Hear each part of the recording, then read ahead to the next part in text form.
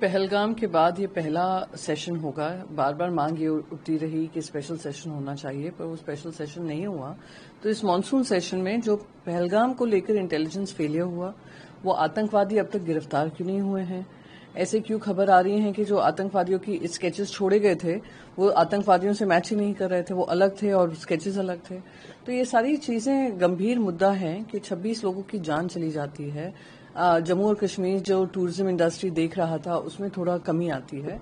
तो हम इन मुद्दों को उठाएंगे। साथ ही साथ जो ऑपरेशन सिंदूर के तहत हमने भी मिशन सिंदूर में, मैं खुद उसमें शामिल हुई थी, तो उसको लेकर भी विपक्ष चाहता है कि इस पर चर्चा हो, बेरोजगारी की बात हो, और सबसे मोस्ट इम्पॉर्टेंट बात जो है वो एसआईआर जो शुरुआत हुई है इलेक्शन कमीशन की।